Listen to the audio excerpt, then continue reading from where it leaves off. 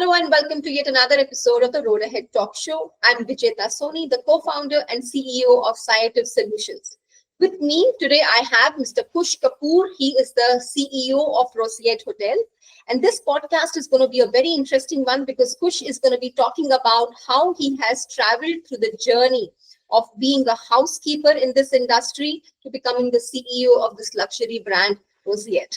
So let's understand directly from Kush how has his journey been and learnings that he has to share with us.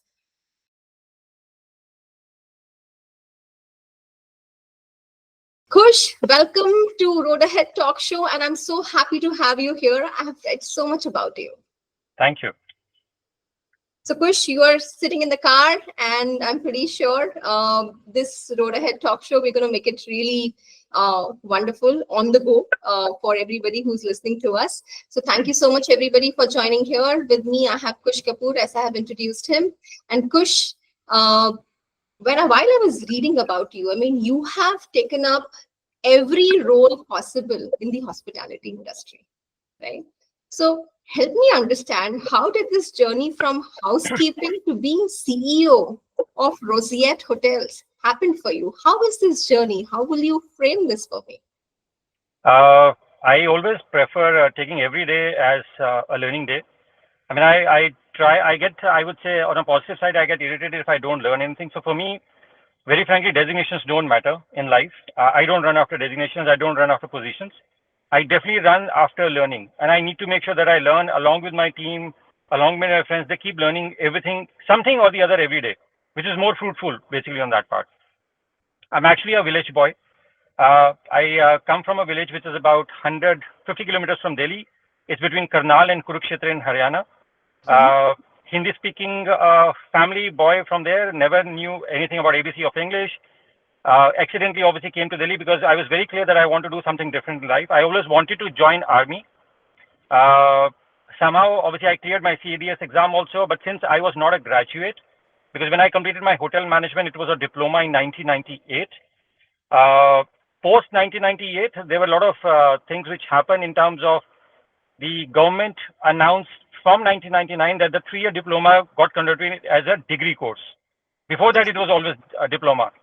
So I obviously did my diploma in hotel management, IHM Hyderabad. 98 got cleared out. I would say I was blessed to be rejected by every single interviewer in all the interviews because that actually fueled my, I would say, inspiration to start my career right from the base. And I got through as a room boy in the Oberoi Hotels. That's in Trident, Cochin, pre-opening hotel. And they moved me to Trident Udaipur, sorry. And then they moved me to Trident, Cochin after 9 months, again as a pre-opening team member in housekeeping. So right from cleaning of the WCs in the hotels to swimming pool cleaning to washing clothes to being a laundry attendant, linen person, I've done everything. And I loved that work. And I still, most of the times you'll find me still now in the hotel opening the doors for the guests in the lobby because I still love doing that. For me, it's all human interaction, which makes a difference for me in any business, especially when you talk about customer relationship on that part. So came to Delhi. I didn't have a job in 2000, early 2000. I started my career again, I would say, as a matrimonial agent. I used to patch the boys and the girls, and I used to have my Splendor go to collect money from door to door, wherever obviously these marriage thing got kind of finalized. But worked there for a short period, about 3-4 months, and then I got into the Manor Hotel. That's a new French colony. It's a 13-room boutique hotel. I got through as a waiter and a dishwasher out there. Again, loved my job because I was learning everything from the grassroots levels on that.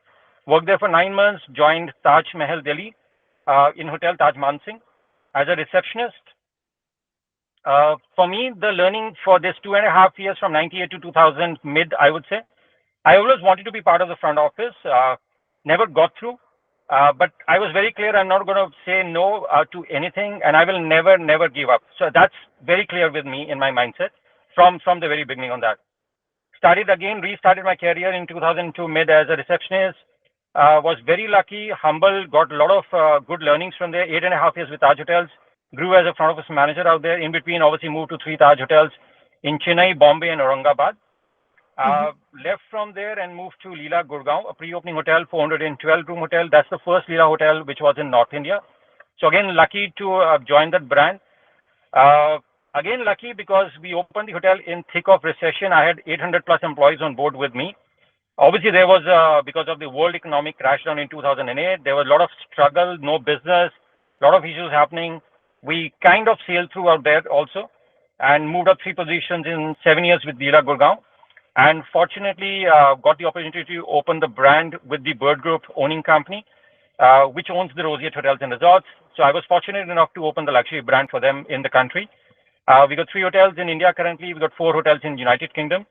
We're opening up our Noida property next year end, which also will be one of the smartest hotel in the world in terms of technology.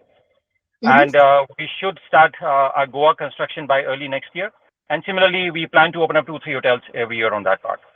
So that's a short journey. I still would say the journey is yet to begin. I don't have an office. I don't have an EA.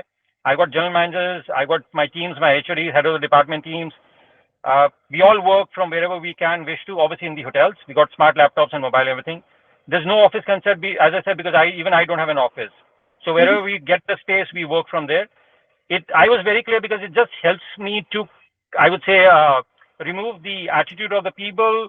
There are no ego issues because otherwise you're clinging to that chair. As I said, I hate positions and designations life. So I've made sure that none of my team members also go through that. Yes, we all have designations. We all have got fancy positions, if you ask me. But we all need to work at the ground level, be as humble as possible, because ultimately you're handling human beings. If you're able to take care of human beings, that's what I guess what you need in the customer industry. Absolutely. So true. So true. And this is so inspiring for so many young people who are viewing it, because oftentimes what happens is when you're at a very initial state in your career, you get so fascinated by positions and you start feeling that doing the ground level operations is something which is not at par with what you are thinking or what you're aspiring for. But these are foundation blocks for what you will become in future. Right? Because these are important. I mean, I have also seen a lot of entrepreneurs who have seen so many things in their lives, the kind of roles that they have done. They understand the ground realities where your customers are, right? In the end, somebody, say, for example, is a owner of a retail chain. If he or she does not understand how does selling actually happens on the counter, the person would not be able to do that retail business at all. Absolutely. What an inspiring story. But help me understand, while you're in that hustle, while you're in that rut, right? What should keep one person inspired and motivated? What is that thought that the person should be having at that young age? Because see, now you're accomplished, things look so rosy, things look so great. But when you're in it, how do you keep yourself motivated? I'll say the more you go up, actually people fail to or miss understanding that, because the more you grow up the positions of the ladder, the responsibility, the challenges only increases. They actually don't decrease. Yes, you do get those fancy stuff, cars and all the strips and everything, but it just keeps pushing you higher and higher up on that part.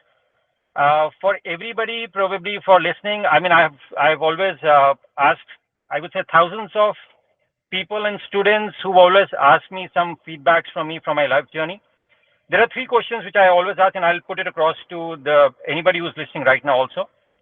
And if they're able to actually answer these 3 questions, I'll be happy. Even if I'm able to help in any sense, I'll be more than happy to help them on that part, right? So first question will be, what is your purpose and goal in life? So I need to be crystal clear, and I'll give you an example. I want to be a doctor. Now my question will be, do you want to be the best doctor in Delhi NCR, in North India, in Asia, South Asia Pacific, any continent or the world? So I will go to that why, and my why will not finish in terms of asking a question. That's one question. So it has to be very clear. You have to be very crystal clear on what exactly you want to become in life. That's one. Second question is, you need to know what steps you'll have to take to become what you want to become, right? So that process, the journey I'm talking about, you need to be absolutely clear on that part. Third and the last question is, for me, what sacrifice are you ready to make to become what you want to become? And I can guarantee you, so I do a lot of sessions with a lot of students in hotel management. I'm also mentoring more than a couple of 300, 400 students, MBA students in institutes in Delhi, hotel management, and also the MBA students. I'm still waiting for somebody to come back to me and give me precise answers of what these answers are for them. So these three things, Oh. if somebody can answer on their own, I would say the journey will be straight, the journey will be very clear, and they would exactly know what they want to become. Super. And how should somebody prepare himself to answer these questions? Right. First thing, obviously, you'll have to be clear what you want to become, right? Unless until you're not sure what you want to become, I guess so. I'm driving a car right now, which I told you. I mean, you asked me on that part. Do I know where I want to go, right? If Mhm. I'm not sure, I can just drive the entire day and land up nowhere, right? So it's a simple reason to understand or even to answer the question, do I know what I want to become? If I know what I want to become, trust me, and this is what I always believe in, you just need to take the first step. And that 99% of the people are always afraid of taking the first step. For me, the biggest risk is not taking any risk in life. That's the Yeah. biggest risk, what I always believe in. You've taken the first step. I always have believed it. There is universe who always connect the dots and helps you taking the next step and you keep on moving forward. Absolutely. So definitely have to be sure if you take one step, there are two people who will try to pull you back, pull you down. I'll give you another simple example. A lotus cannot be kind of grown in a clear water, right? Yeah. There's a lot of dust, there's a lot of mud, and we all love seeing the lotus in that dirty pond. But we love that beauty. And that lotus can only come up if there's a mud around it. So you need to be clear if you want to grow up in life, you should and have to be ready for facing challenges, struggles. People who will definitely be naysayers, there will be no more naysayers telling you you cannot do it rather than people who will support you to go forward. And for me, you got one life, right? So you need to make sure you better be clear what you want to become. You better be clear what you want to do and stop believing people, rather believe in more in yourself. So I'll also give you one more thing. I mean, when I turned 40, I was still undergraduate. I opened the brand, the luxury brand in the country when I was not even a graduate at that point of time. And thankfully, all my family members, obviously on a very positive side, they always used to crack a joke that you will never become a graduate. Because I was always being moved from company, from location to location to open up other hotels for other work on that part. When I opened up the brand, the Rosier brand, at 40 years, I thought, let me try now because because they keep saying no, and I'm going to make sure at least I'll become a graduate now. So 43 years, I completed my graduation. I actually did my postgraduate after that. Currently, I'm doing my PhD.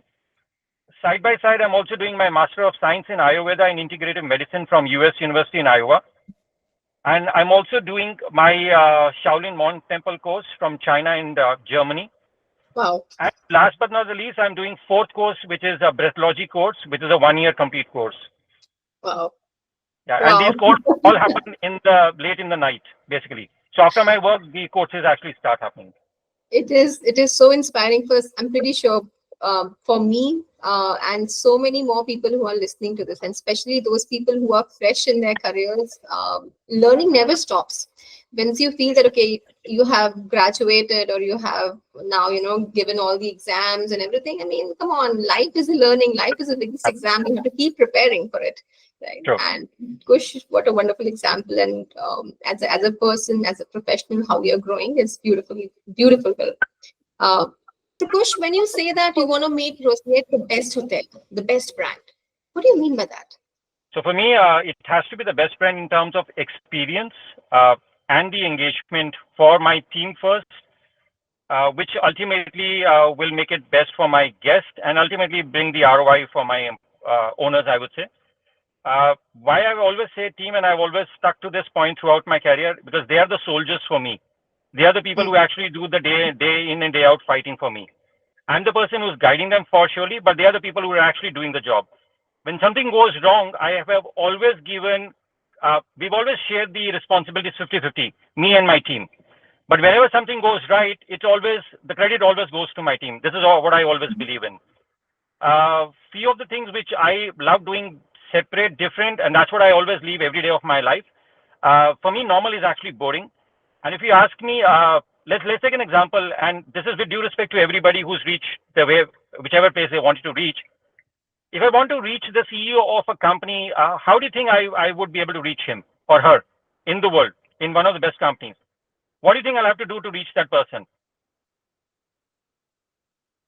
Send out a LinkedIn request. And if they don't accept that, then what happens? So I'll make it simple for you. Anybody who wants to reach me, just open the website, www.rosettehotels.com. The first line on the first page comes in that in case you are dissatisfied with the services or you want to leave any valuable feedback, please connect with our CEO directly on his WhatsApp. And that's my mobile number actually.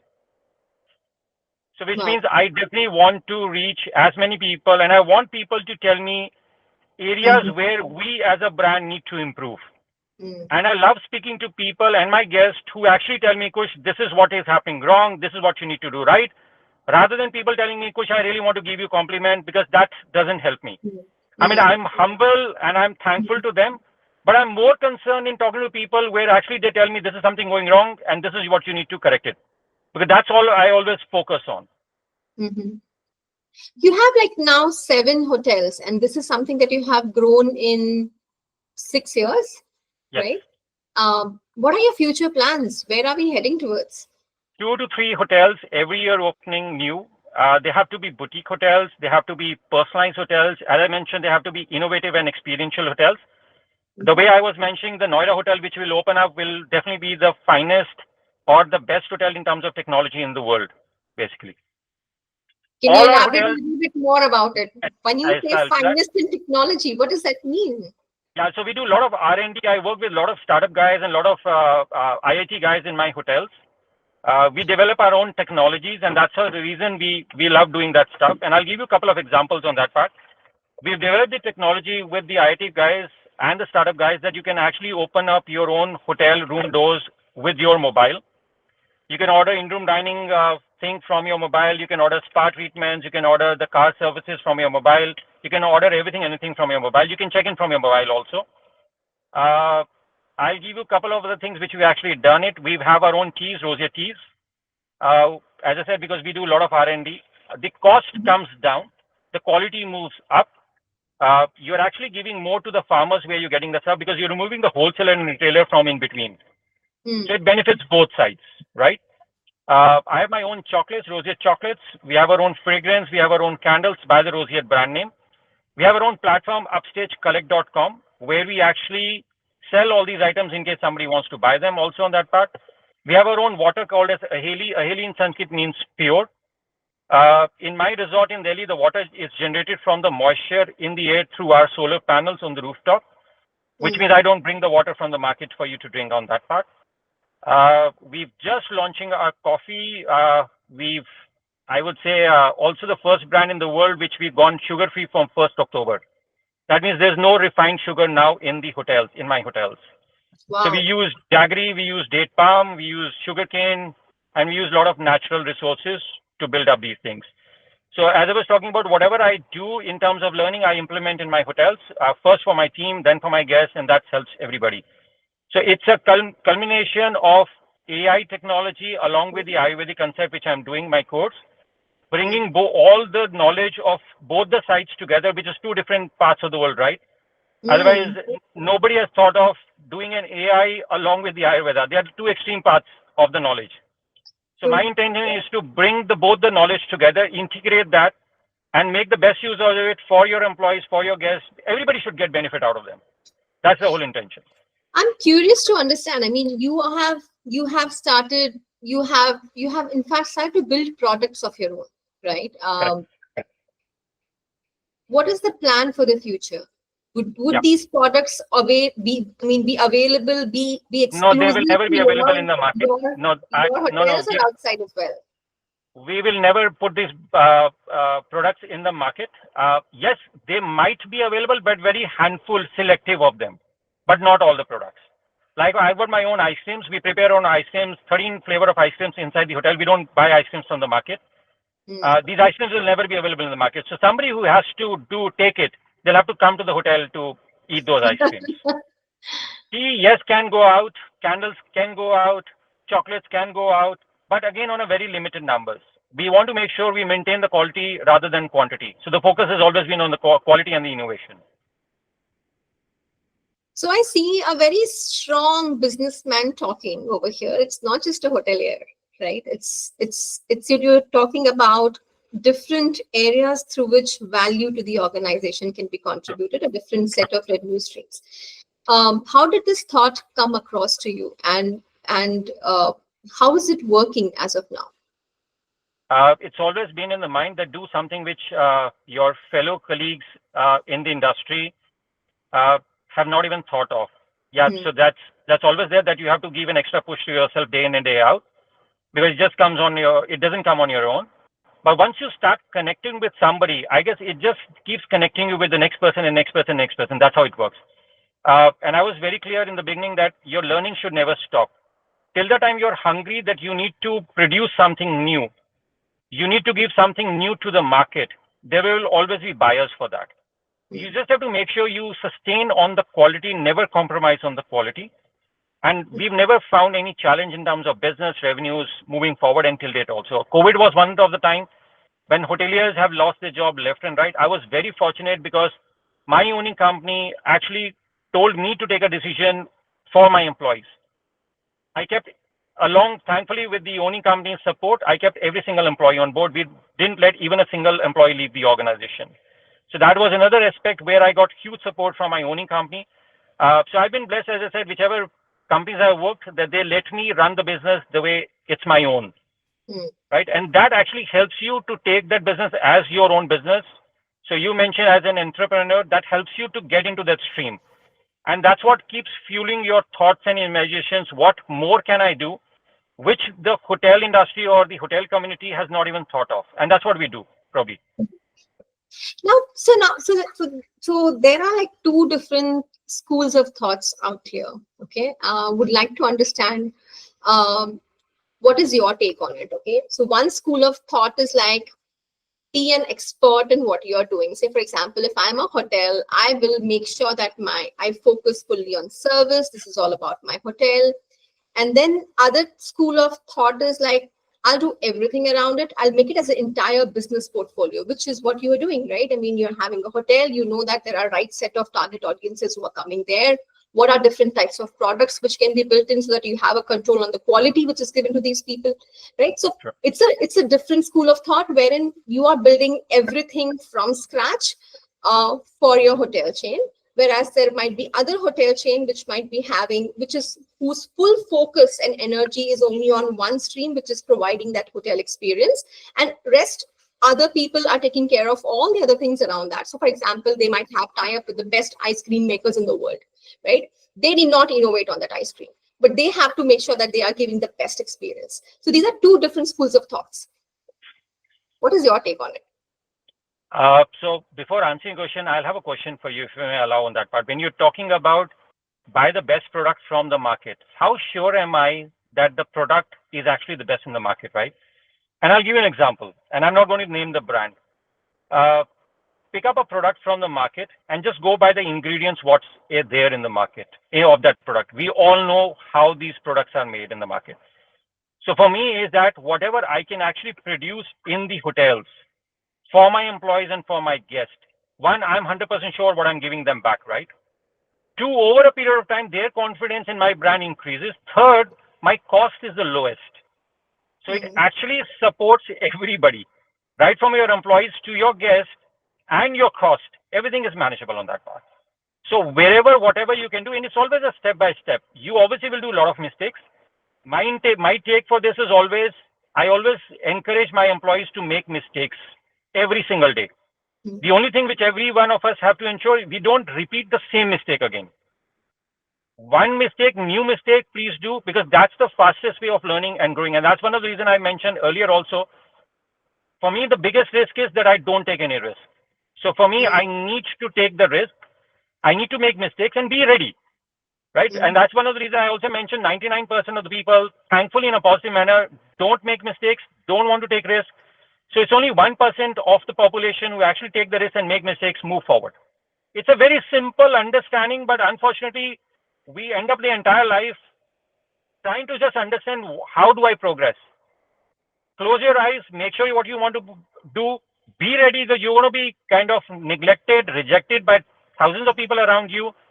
But if you're clear of what you want to become, you need to be prepared that people are going to pull you down. but you still want to move forward on that part because your goal is very clear and you know the way, you know the process, and you know the sacrifice which you'll have to do it for that goal. So I'll give an probably I'll leave this one challenge for all the people who are listening right now. And this again is one of the things I've given it to, I believe, close to some thousands of people to make.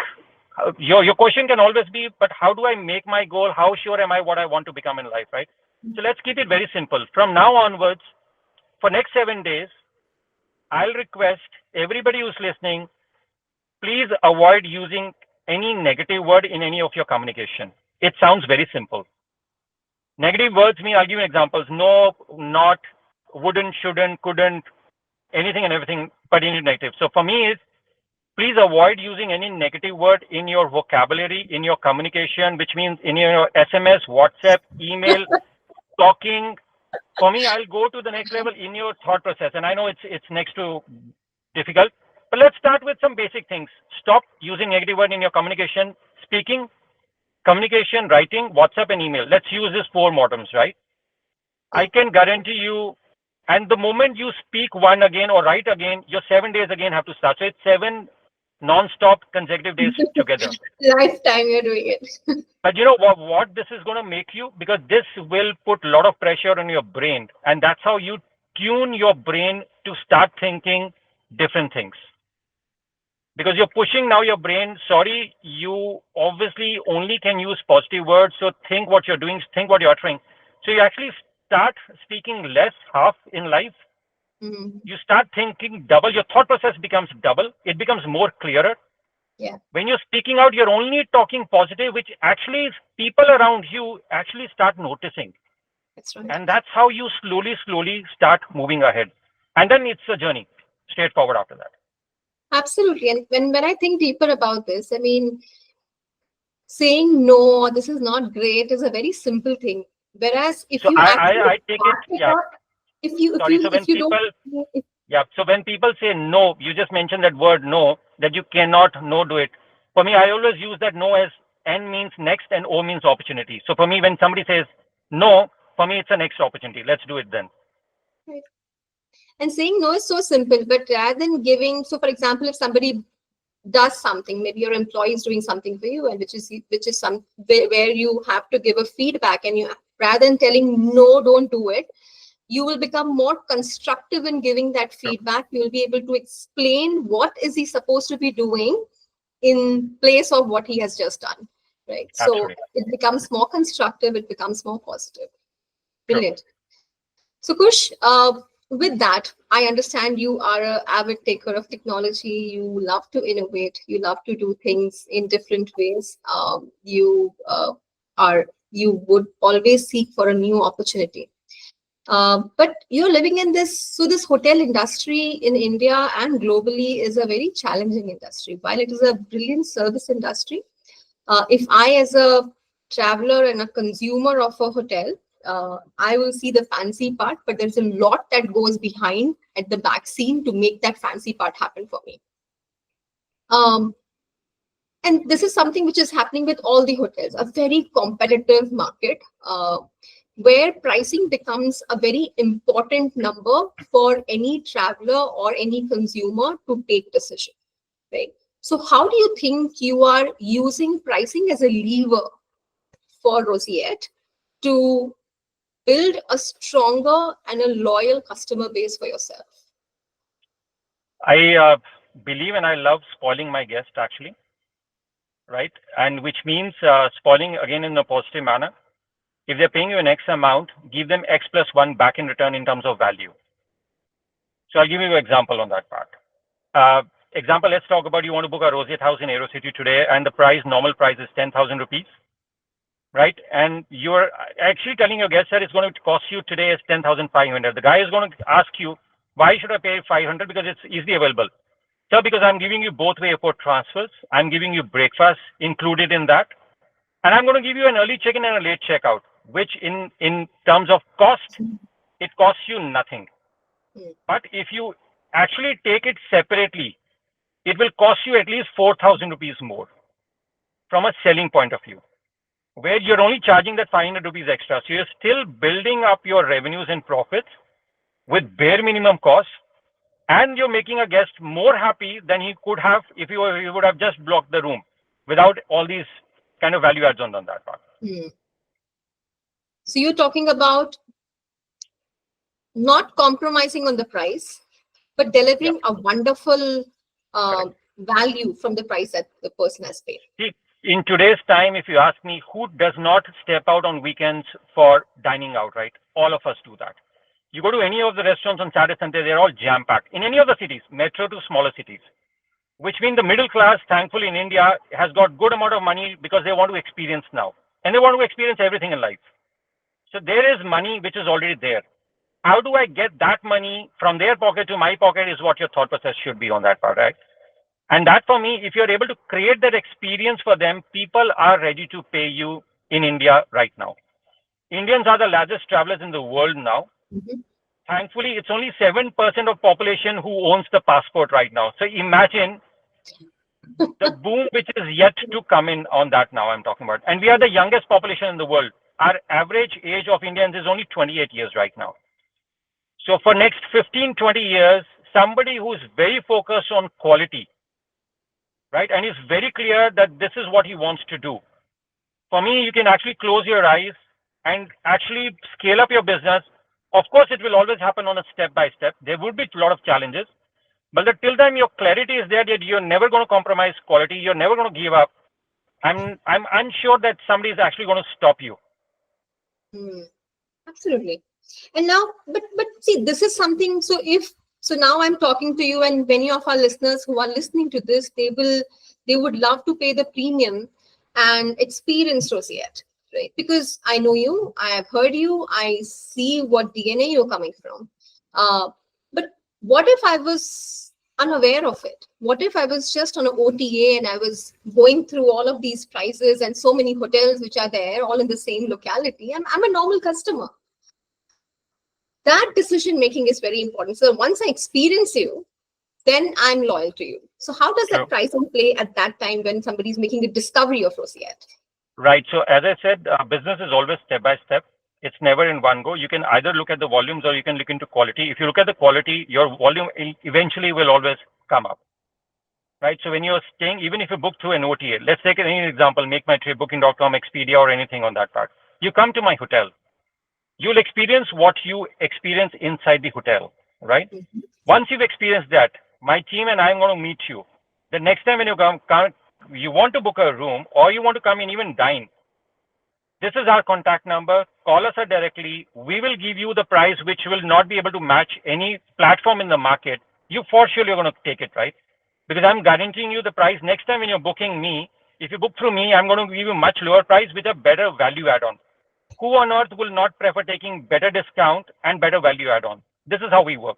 And I'll give you another simple example. When you come and stay in any of the Rosyette hotels, when you go and stay in the hotels, let's take an example. Today is Saturday, right? Like Saturday and Sunday, when you're sleeping before you sleep, the last thought which you will have with your family is, please wake up next day morning, otherwise breakfast will be over, right? Because the buffet moves out in hotel coffee shops at 10:30. So in my hotels, there is no time for breakfast. So buffet moves out at 10:30 or 11 o'clock. However, the buffet breakfast in my hotels is 24/7. Wow. So which means even you missed the breakfast in the morning because you woke up late, even after your checkout, you can come to the coffee shop and have breakfast even at 1, 2, 3, or 4 o'clock in the afternoon. Now, it makes a lot of sense for that traveler who wants to spend time in the room, relax, wake up in the morning and doesn't want to rush up. There's no point if you're staying in the hotel, you're coming to the hotels for experiences, right? Yeah. And if you're not getting that experience and there are rules and regulations which are bounding you, why will you? So you might stay in that hotel once. But in case you've stayed in the other hotel like a Rosyette brand, if you've experienced these facilities, even if you're getting a better, cheaper price on OTA next time, I can guarantee you're still going to come back because the value add-ons are far better than that 500 rupees which you were paying less in the other hotel. That's how it works. You're right. Amazing. Amazing. That's true.